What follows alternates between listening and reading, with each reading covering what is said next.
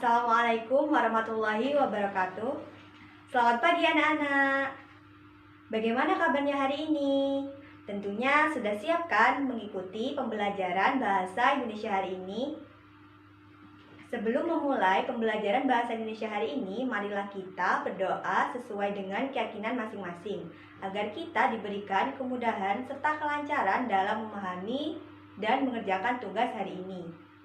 Berdoa dimulai. Selesai. Baiklah anak-anak, hari ini kita akan belajar materi tentang pola penyajian, struktur, dan kaidah kebahasaan dari teks iklan. Masih ingatkah kalian apa itu teks iklan? Teks iklan merupakan gabungan dari teks lisan, tertulis, dan gerak. Iklan biasanya disajikan dalam bentuk lisan dan tertulis. Iklan yang disajikan dalam bentuk lisan terdapat pada media televisi, radio, dan media lainnya. Sedangkan iklan yang disajikan dalam bentuk tertulis terdapat pada majalah, koran, surat kabar, dan media lainnya. Iklan dalam pola penyajiannya memiliki karakteristik masing-masing. Yang pertama, iklan media cetak. Karakter utama dari iklan media cetak adalah penggunaan bahasanya dalam penyampaian pesan-pesannya. Selain mengutamakan kejelasan kata-katanya, iklan media cetak juga mengutamakan desain grafis seperti bentuk warna, bentuk huruf, tata letak, dan gambar-gambar yang dimuat dalam teks iklan. Iklan media cetak memiliki beberapa jenis berdasarkan keluasan ruangnya. 1. Iklan baris. Iklan baris merupakan iklan yang bentuk pemasangannya berupa baris-baris. Iklan ini disajikan sangat padat. Teks iklan ini tidak ada gambar maupun ilustrasi di dalamnya. Teks iklan ini umumnya dimanfaatkan oleh sebagian perusahaan-perusahaan kecil. Perhatikan contoh teks iklan baris di atas. 2. Iklan kolom. Iklan kolom adalah iklan yang pemasangannya dalam bentuk media kolom-kolom. Oleh karena itu besar, sehingga sering pula dalam menyajikan teks iklan ini disertakan gambar dan juga ilustrasi menarik lainnya. Perhatikan contoh iklan kolom di samping. Dan yang kedua setelah iklan kolom adalah iklan elektronik. Iklan elektronik adalah iklan yang berbasis perangkat elektronik yang biasanya diterbitkan melalui radio, televisi, film, dan lain sebagainya. Yaitu iklan jika ditinjau dari isinya terdapat beberapa jenis, yaitu iklan pemberitahuan, iklan penawaran. Pemberitahuan adalah iklan yang terfokus pada kepentingan masyarakat untuk memberitahu mengenai suatu peristiwa atau suatu hal lainnya.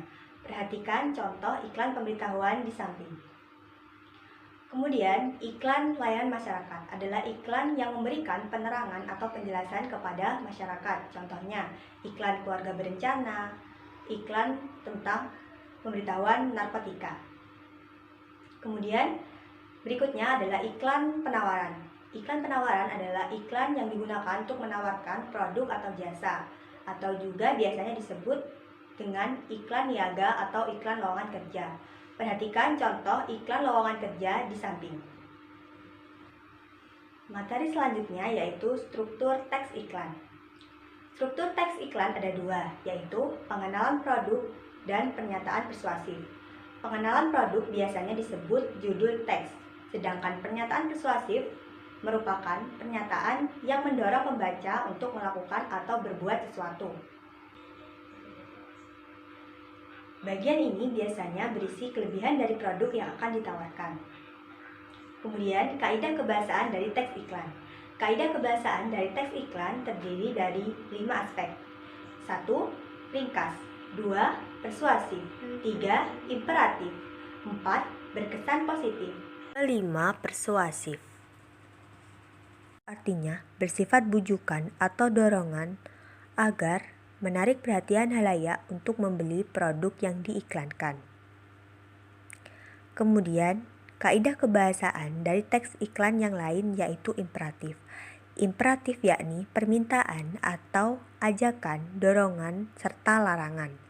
Adapun kalimat imperatif itu sendiri ditandai oleh kata-kata seperti ikutilah, hadirilah, wujudkan, nyatakan, nikmati, sebaiknya, marilah, ayo, dan janganlah.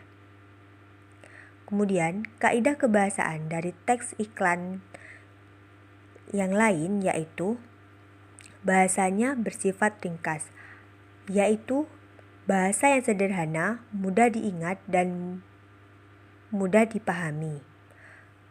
Kemudian, pengertian dari kaidah kebahasaan teks iklan berirama puitis yaitu pilihan kata berirama dan memiliki banyak persamaan bunyi, sehingga mudah diingat oleh banyak halayak. Kemudian, berkesan positif. Maksud dari berkesan positif adalah memberikan kesan positif dan tidak menjelek-jelekan produk yang lain. Setelah kita belajar mengenai pola penyajian, struktur, dan kaidah kebahasaan dari teks iklan, sekarang kita belajar bagaimana cara menulis teks iklan. Dalam menulis teks iklan, kita harus bisa menampilkan atau menyajikan teks iklan dengan menyajikan bahasa yang mudah dicerna oleh halayak. Langkah-langkah dalam penulisan teks iklan yang pertama.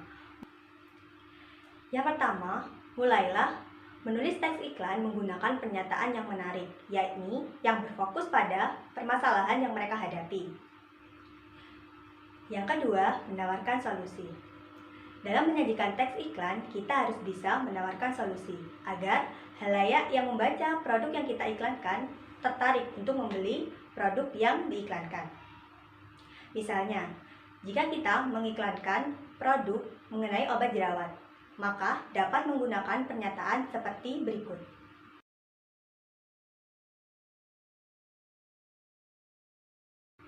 Yang ketiga, yaitu menunjukkan bukti-bukti. Dalam menyajikan teks iklan, kita harus bisa menunjukkan bukti-bukti dari pemakaian produk yang kita iklankan.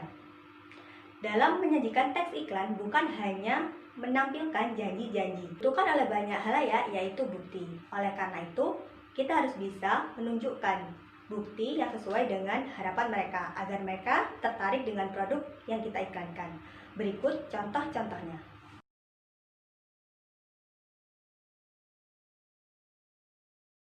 Setelah kita belajar menulis teks iklan, maka langkah selanjutnya yaitu melakukan penyuntingan teks iklan. Apa sajakah yang perlu disunting dalam penyuntingan teks iklan? Yang perlu disunting dalam penyuntingan teks iklan yaitu dari segi isi, struktur, maupun penggunaan bahasanya. Proses penyuntingan teks iklan sama saja dengan proses mengevaluasi dari iklan yang kita sajikan. Kegiatan penyuntingan teks iklan berguna untuk menghasilkan karya tulis yang lebih baik. Baiklah anak-anak, sekian pembelajaran hari ini. Semoga ilmunya bermanfaat. Kurang lebihnya mohon maaf. Wassalamualaikum warahmatullahi wabarakatuh.